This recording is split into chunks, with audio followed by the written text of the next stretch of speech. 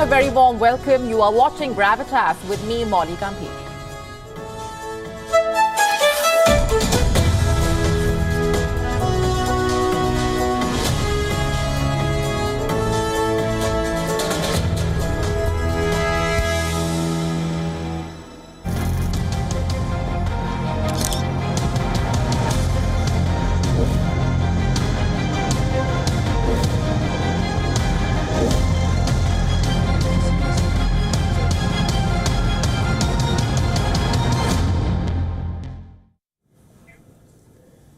Since the Gaza war started, the one question that has come up time and again is, will this erupt into a wider war?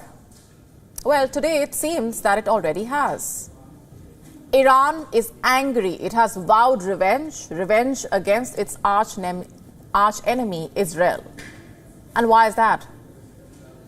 On Monday, suspected Israeli warplanes bombed Iran's embassy in Syria. Iran says that the Israeli strike killed 7 of its military advisors, including 3 senior commanders.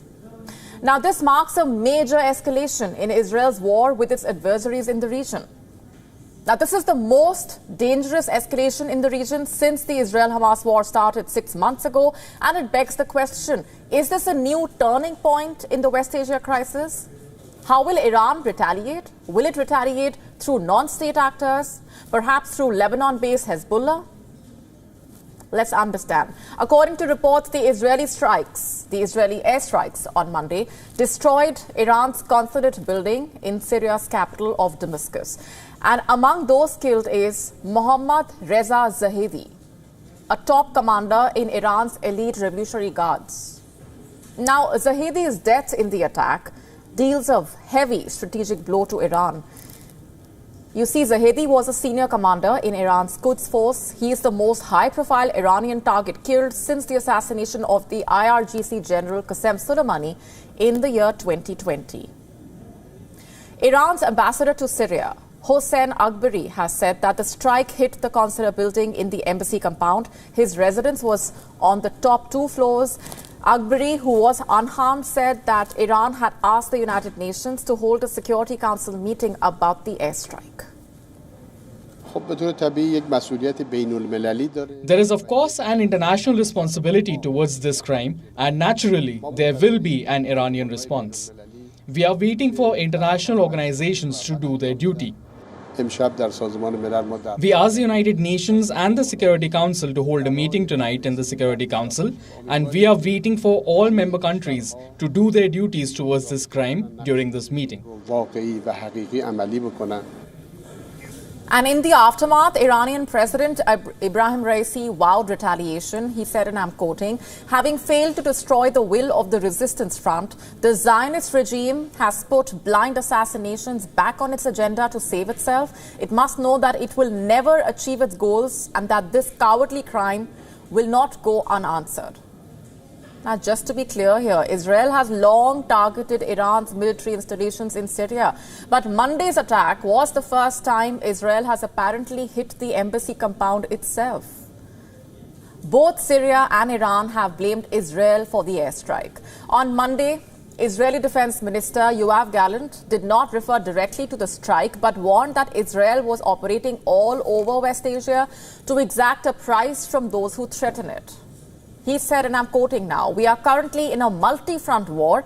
We see evidence of this every day, including over the last few days. We operate everywhere, every day in order to prevent our enemies from gaining strength and in order to make it clear to anyone who threatens us all over the Middle East that the price for such action will be a big one," quote unquote.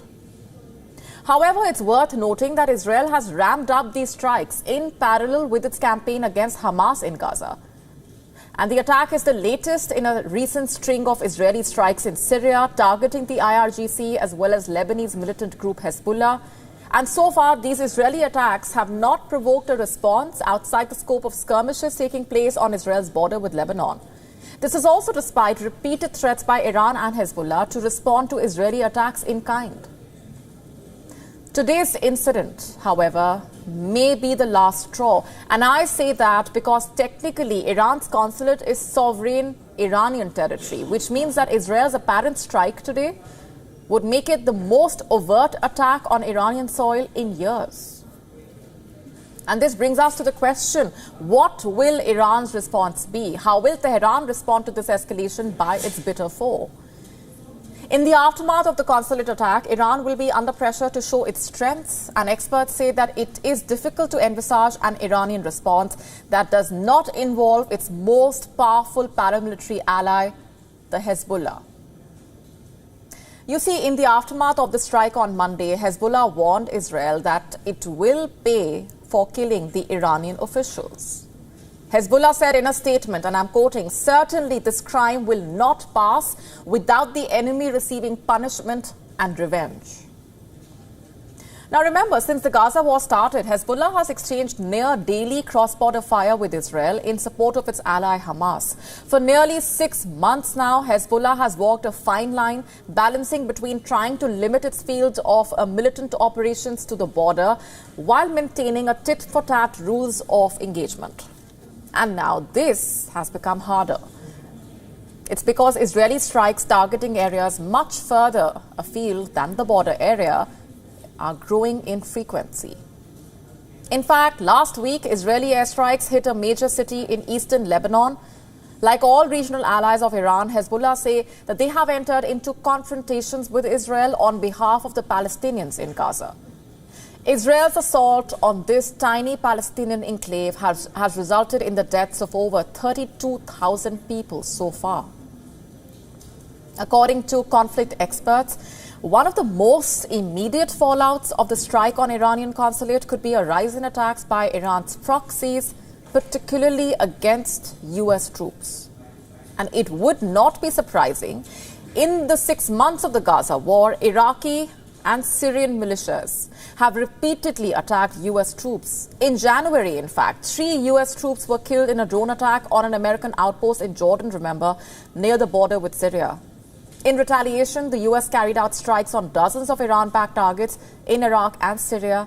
Attacks by pro-Iranian groups could resume. And that would mean that the Israeli attack on Iran actually puts a target on the backs of American troops in West Asia. And let's not forget the attacks by Yemen-based Houthi rebels on commercial ships and Western military vessels in the Red Sea. In the aftermath of the consulate attack, Iran will be under pressure to show its strengths, fighting against what Israel, amid the Gaza war, has boosted the regional popularity of these Iran-backed groups. It has also helped these non-state actors to feel more emboldened, in a way, in carrying out attacks against Israel and allies in the region, as well as shore up political positions domestically. But despite their growing popularity, they all have sought to avoid an all-out conflict with the West, which is a big relief to Washington. This attack has once again brought the region to the brink of an expanded war. Remember, Washington has thrown its weight into preventing a regional war, but after the latest attack, could that be an untenable position for the U.S. to take? We will have to wait and watch. Now, being the Prime Minister's wife of a country at war must undoubtedly be exhausting. And that is perhaps why the Israeli Prime Minister, Benjamin Netanyahu, is planning to build a new private hair salon for his wife, Sarah. Now, you would think this is a rather sweet gesture, but here's the catch. The burden to build this private salon for the Prime Minister's wife will be borne entirely by the Israeli taxpayer. You heard that right. Reports say that Sarah Netanyahu will no longer have to travel to Tel Aviv to get her hair done. A special apartment has been rented out right next to the Prime Minister's official residence on Balfour Street in Jerusalem, just to meet Sarah Netanyahu's hair needs. The apartment is currently undergoing extensive renovations, paid for with the taxpayer money. It will include a hair washing sink and vanity station for makeup and hair. Now, why does the Prime Minister's wife need a private hair salon in the first place is the question. It's to protect her from quote-unquote security issues and high-level threats. And to understand that, we will have to rewind to an incident that took place last year at an event known as Sarah's Haircut. Now, on the 1st of March 2023, at the height of Israel's judicial reform protests, a national day of disruption was declared by leaders of the movement. Protests took place across the country. In Tel Aviv, protesters faced water cannons, tear gas, stun grenades from the police. At the time, it was seen as a shocking escalation in the police response. In short, the entire country was in turmoil. But that night, as protesters made their way back home, Sarah Netanyahu was preparing to get her hair done at a hair salon in the affluent Kikar Hamedina neighborhood. After a woman shared a photo of Sarah Netanyahu on social media, hundreds of people showed up in front of that salon, angry that Sarah Netanyahu had chosen a day that ended in 71 arrests and countless police-related injuries to get her hair done. Dozens of riot police charged through the streets of Tel Aviv, pushing away crowds of anti-government protesters just to rescue Netanyahu's wife from the salon. The Israeli Security Service, it seems, does not want to take any more chances, and they would rather have Sarah Netanyahu have her own private salon than risk stepping out of the official residence. While the notion of providing security to the Prime Minister's family is understandable, the use of state funds for such a purpose raises concern about the misuse of public resources.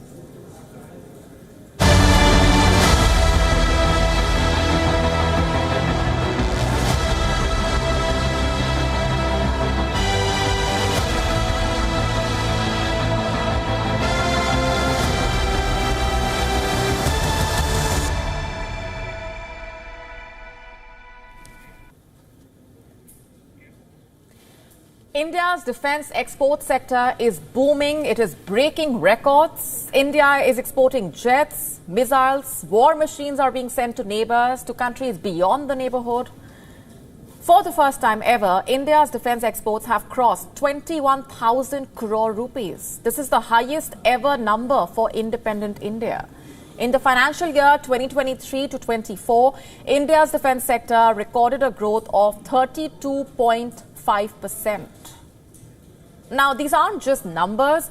India's defense prowess is there for everyone to see. India has just delivered 2 Dornier 228 planes to Guyana Defense Force. HAL is the company to be credited for this achievement. Hindustan Aeronautics Limited. I'm sure most of you already know HAL is a PSU, that's a public sector undertaking. In March, a defense line of credit was established with Guyana. The Export-Import Bank of India facilitated the line of credit worth $23.37 million. HAL fulfilled this contract in record time. Both the aircraft were delivered within a month of signing the contract. On the evening of March 31st, 2 Boeing C-17 Globemaster landed in Guyana's Sherry Jagan International Airport. They were carrying 2 Dornier jets from India. In the financial year that ended last March, Hindustan Aeronautics Limited also recorded its highest ever revenue from operation. We are looking at an amount of over 29,810 crore rupees. In the previous financial year, the one that ended on March 31, 2023, the number was a little over 26,900 crores. So what you have here basically is an 11% growth, which again is a new high, given that in the previous year, HAL witnessed a 9% growth. It is onward and upward from here. Just look at the numbers. In the last financial year, HAL received fresh manufacturing contracts worth 19,000 crore rupees.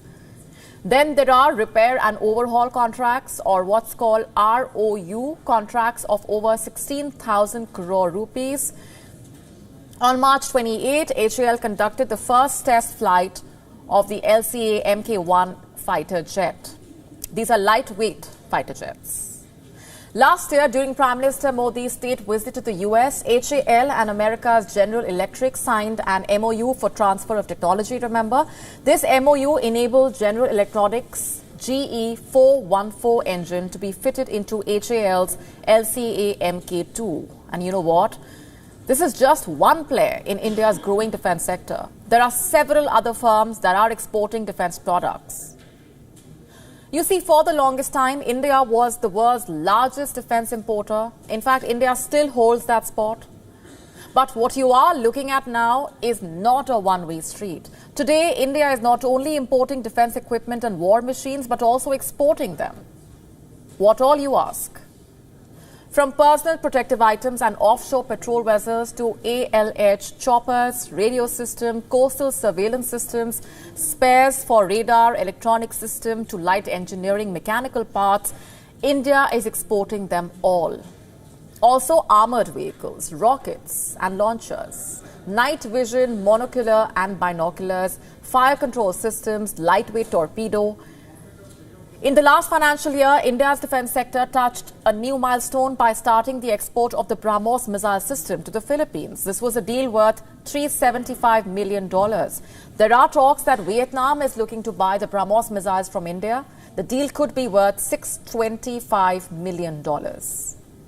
Also talks of how Indonesia, too, could be looking to buy the BrahMos. This, as per reports, is expected to be a deal worth at least $200 million.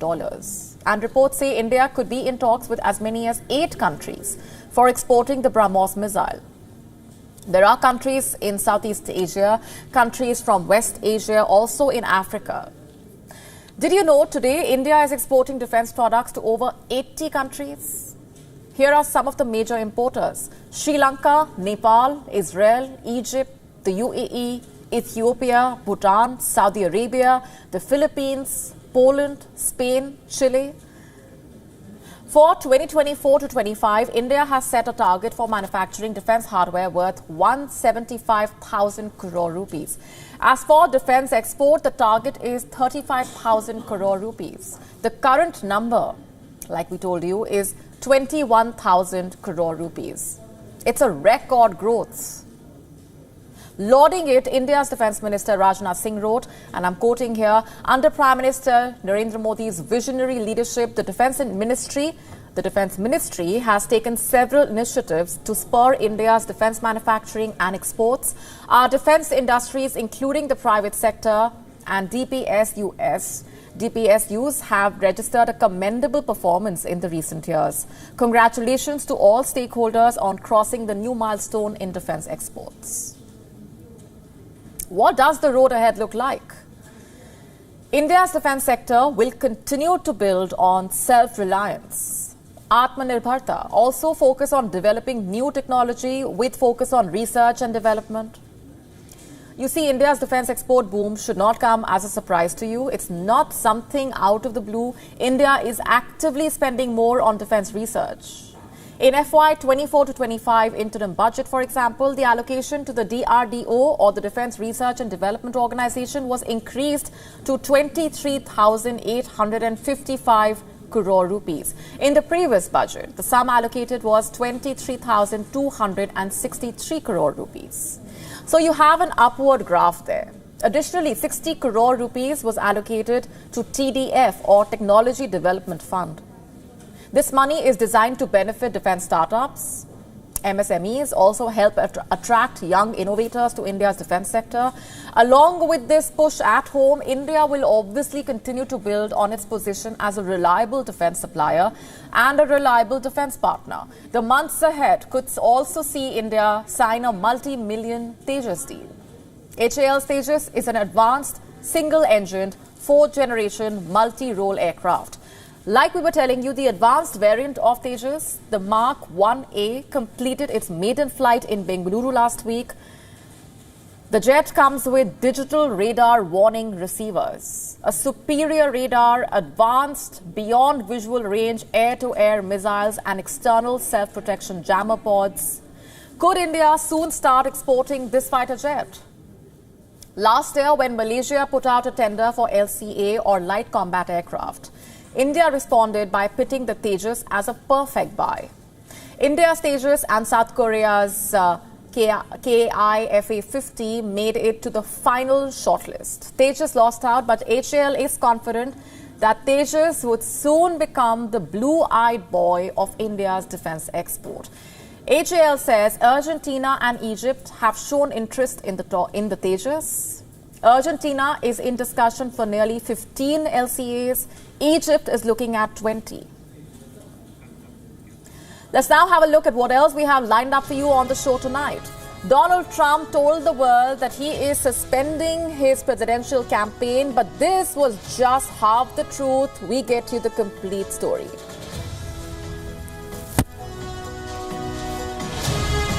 Byju is laying off staff via phone calls. Some 500 employees expected to be affected. We tell you more. Also on the show, we tell you why India is on alert over Chinese garlic. Google is facing a lawsuit for violating user privacy. Turns out the tech giant was collecting incognito mode browsing data. We get you all the details. An Italian restaurant is offering discounts to guests who leave their phones at the door. How many of us can actually sit down for a meal without our phones?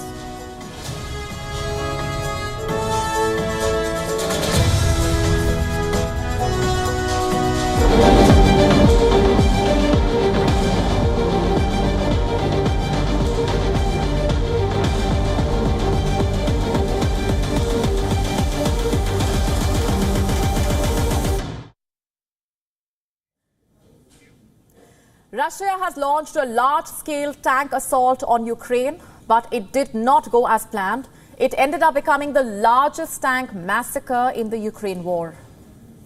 Over the weekend, 36 tanks and 12 BMP fighting vehicles from Russia rolled near the ruins of Avdiivka in eastern Ukraine. They attacked along a road treading from Russian-occupied Tonenke towards the free village of Omanske. The Ukrainian 25th Brigade spotted the 48-vehicle column and hit it hard when the smoke cleared. The Russians had left behind a third of their tanks. Yes, the Ukrainian forces managed to destroy 12 tanks and 8 BMPs.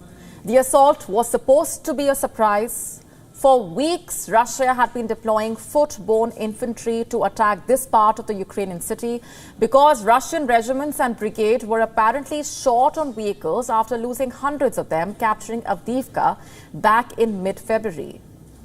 But Ukrainian troops saw it coming. Just a day before the tank massacre, the Ukrainian Center for Defense Strategies noted that Russia has lined up armored vehicles, and Kiev was able to defeat such a large and heavily armed Russian force. This shows that despite struggling with inadequate supplies of key munitions, Ukrainian brigades still are capable of mounting a fierce defense. How exactly are they doing it?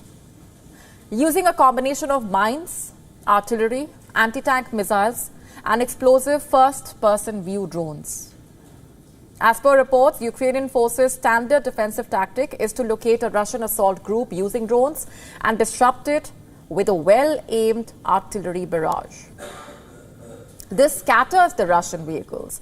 The disorganized survivors then become easy targets for the FPV drones that pluck at individual soldiers and vehicles.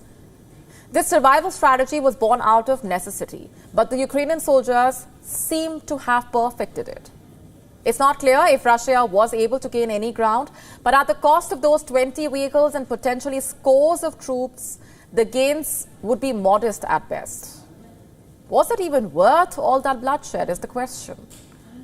Now, this is not the first time a Russian tank assault has failed, of course, and if reports are to be believed, this has happened several times, and at least on 7 occasions in the same region.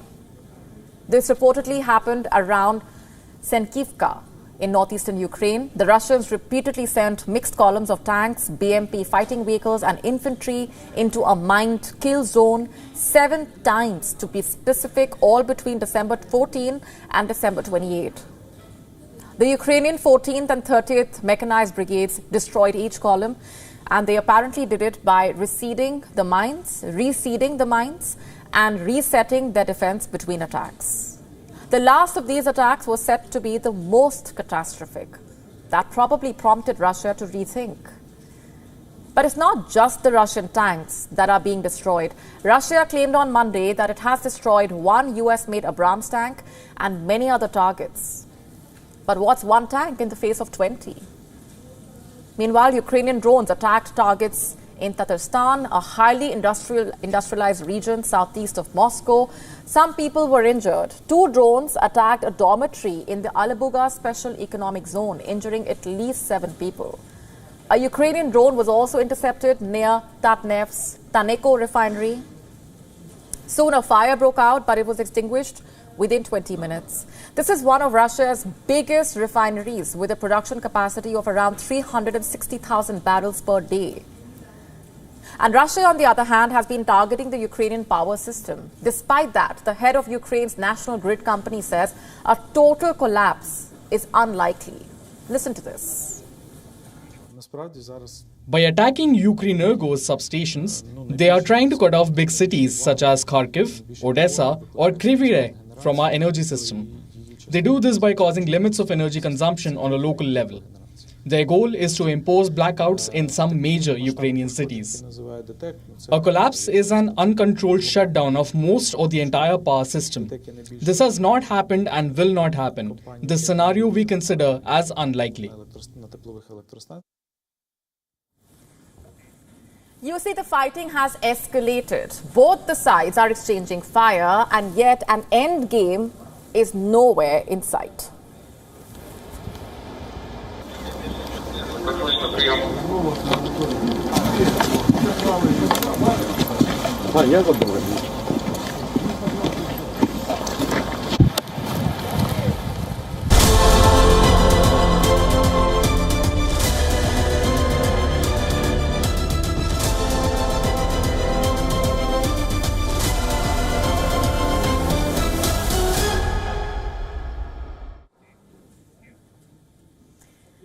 Yesterday, former US President Donald Trump delivered a shock message to the world. His message broke the hearts of his devoted fans.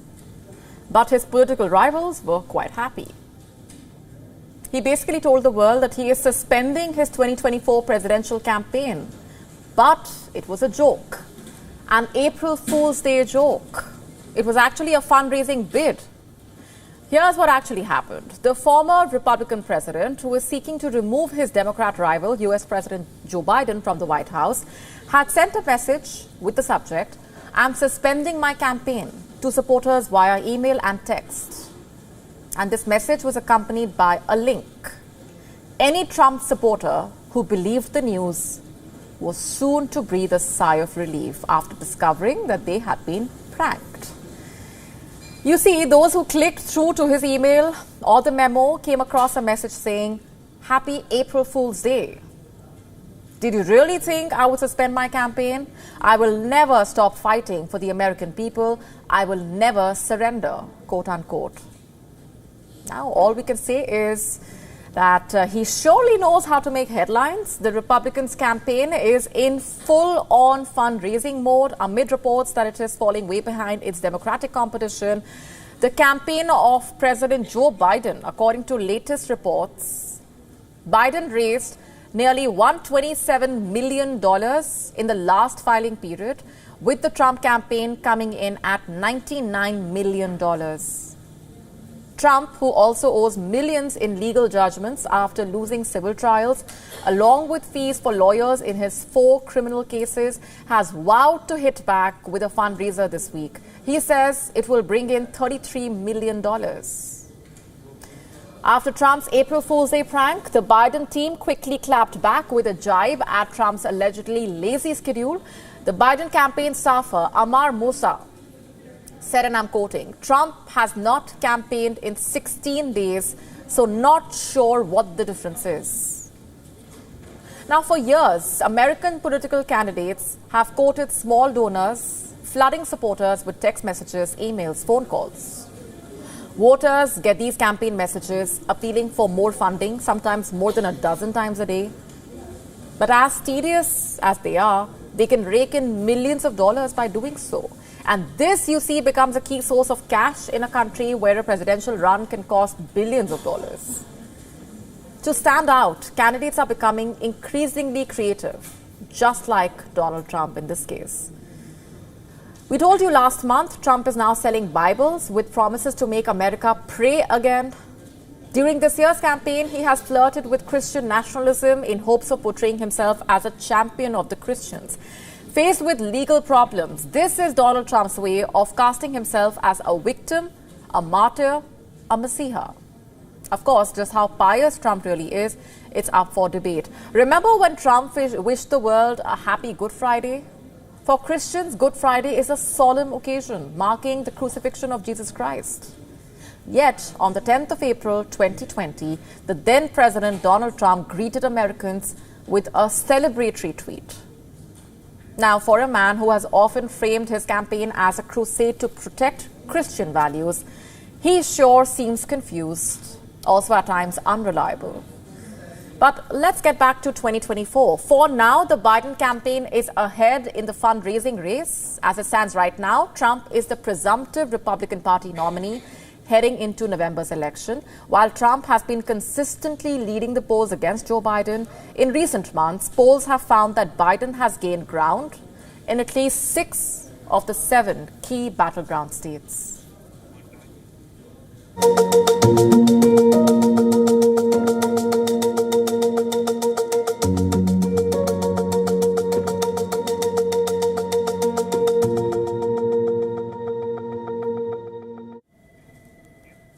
Byju, once a shining star in the edtech space and now an embattled firm which is in the midst of a crisis. There have been reports of salaries being delayed again. There are also reports of 500 staffers being laid off.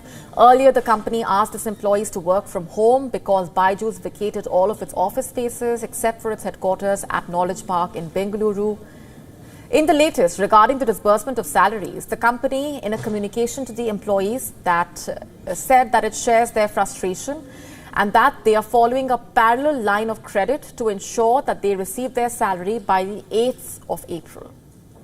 Just for context here, one of the reasons why the story of Byju garners special interest and a lot of curiosity is that it has been a rapid fall for a company that was once considered an icon in the Indian edtech sector, the poster child of the startup world.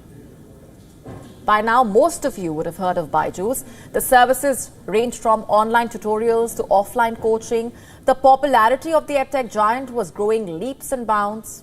In fact, in the year 2022, it reached a valuation of $22 billion. In fact, the story began in 2011. That's when Byju Ravindran founded Think and Learn Private Limited. That's the parent company of Byju. Ravindran comes from a family of teachers. It was quite a glorious start for Byju, the learning app, in 2015. The flagship product of the company. It was claimed it witnessed 2 million downloads within 3 months of being rolled out. In fact, during the COVID-19 pandemic, Byju's popularity skyrocketed. And it seemed like there was no looking back. It looked like Byju was unstoppable. But over the last year, things have changed, and how? The popularity has plummeted. There have been multiple setbacks. It's been a tumultuous fall after a rapid rise. The question is, in the midst of this crisis, where do things go from here? Let me just tell you a little bit more about what the management told employees in its latest communication.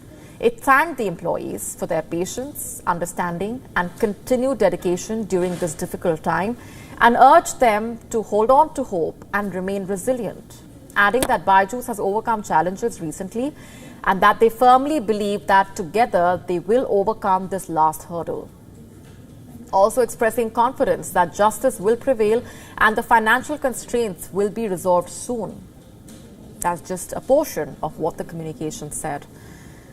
The thing is, Byju has been in crisis mode for a while now. In fact, the decline in valuation is estimated at roughly 90% over the last year. Earlier, major stakeholders voted to remove Byju Ravindran from his position as CEO, citing allegations of mismanagement and failures. He and his family deny the allegations.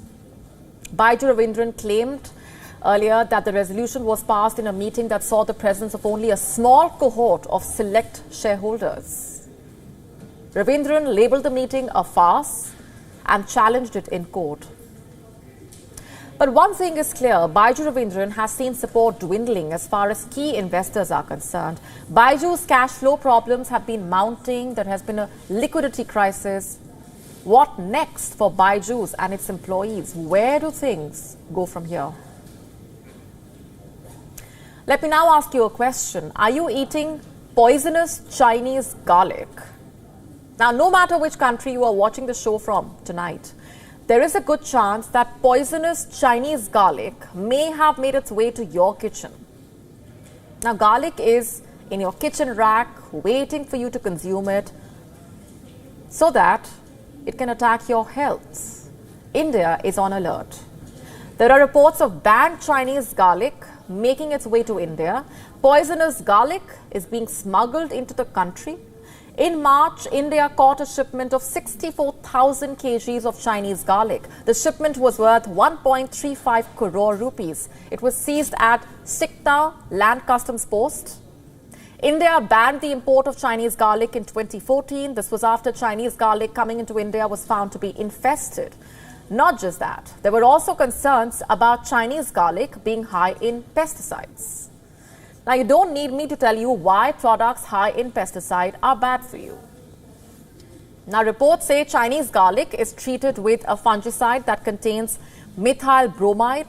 This is supposed to prevent fungal growth in the garlic. And while it does that job, this chemical also goes on to harm your health, which is one of the reasons why India banned garlic from China.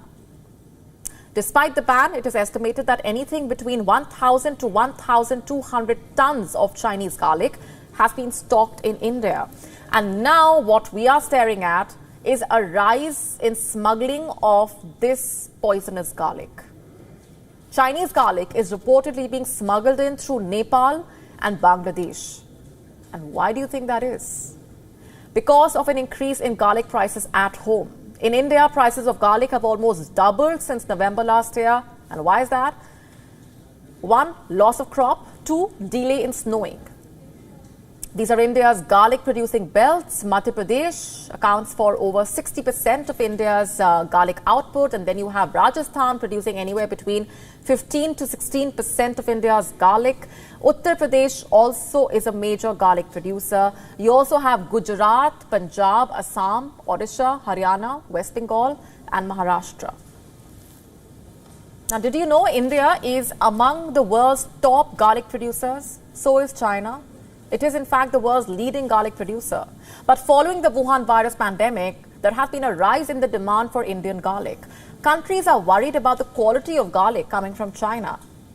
In the US, for example, senators are campaigning to impose a ban on Chinese garlic. In December 2023, a US senator named Rick Scott wrote to the US Commerce Secretary. Scott said Chinese garlic is a national security risk. He said the US must look into quote-unquote all grades of garlic, whole or separated into cloves, whether or not peeled, chilled, fresh, frozen, provisionally preserved or packed in water or other neutral substances. Scott added, and I'm quoting again, food safety and security is an existential emergency that poses grave threats to our national security, public health and economic prosperity. In the year 2023, India exported over 57 tons of garlic. What was the total valuation? Nearly 250 crore rupees. Quick question here. How do you identify a Chinese garlic? How do you tell it from an Indian one? Garlic from China has larger cloves. The color is whiter as they are bleached using harmful chemicals. They look prettier, more appetizing perhaps, except they are extremely harmful. To start with, Chinese garlic, after being repeatedly chemically treated, loses all the beneficial properties that make garlic a superfood. I'm sure most of you already know that garlic is supposed to help boost immunity. It is a natural antibiotic. It is supposed to help reduce blood cholesterol levels, also improve digestion, skin health, brain functioning. Garlic is also supposed to be good for heart health. But you cannot expect any of these benefits from Chinese garlic. They are essentially chemicals in cloves. So beware of poisonous garlic from China entering your kitchen.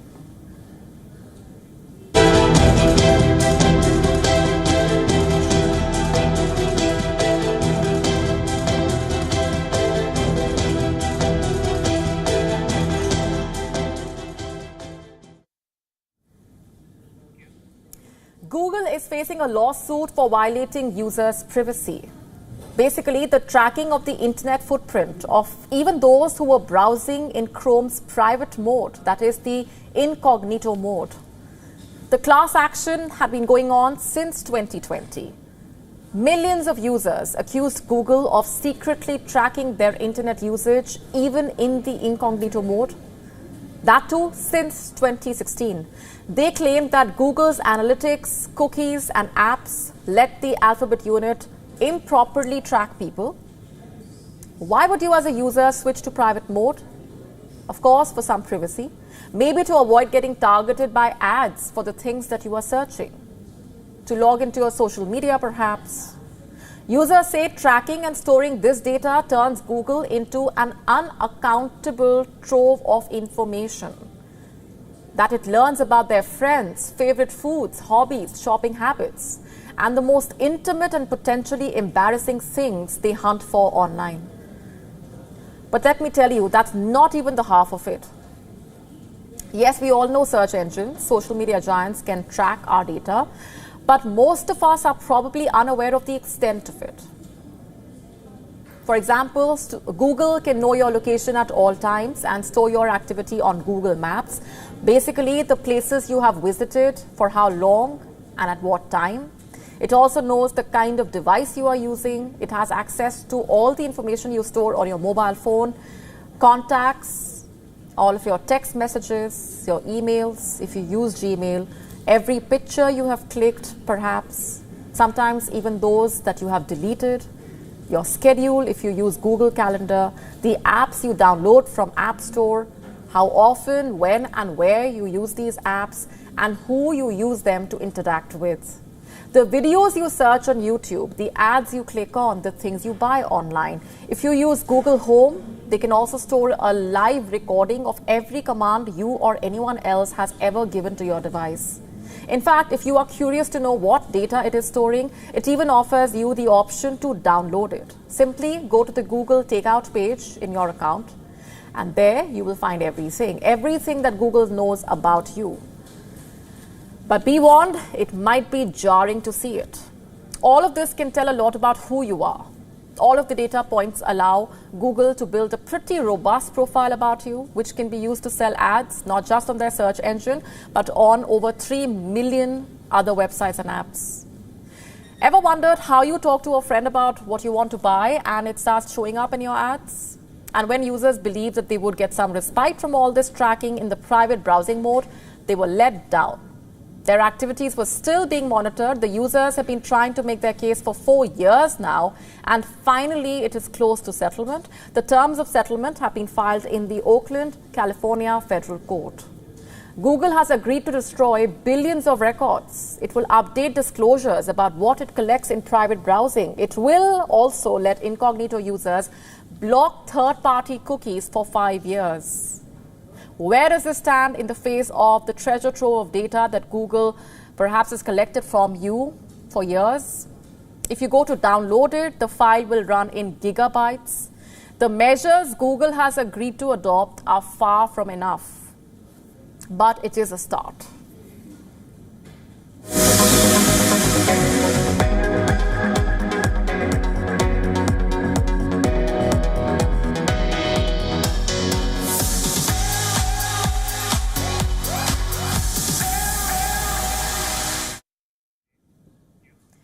Whenever you are out with friends or talking to a loved one, enjoying a movie perhaps with your partner or having a play date with your kid, there is one thing that's always lurking around, demanding your attention.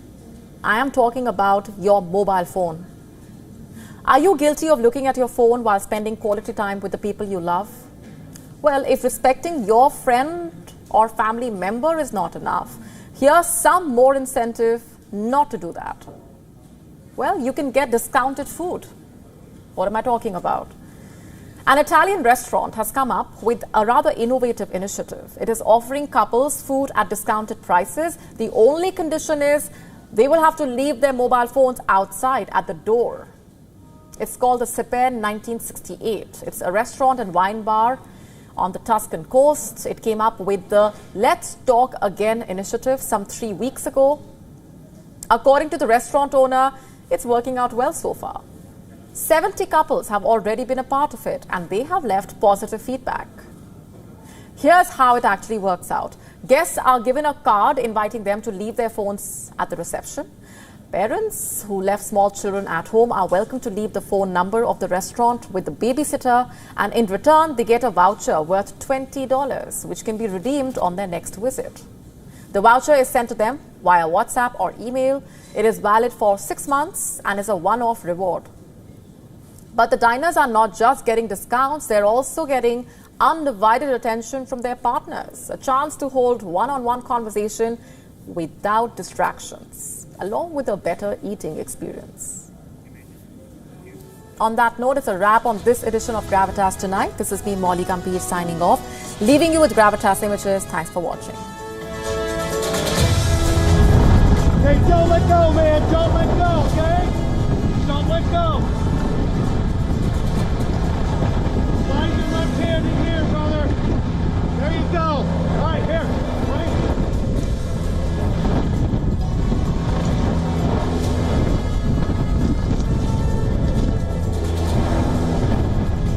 I got you, brother.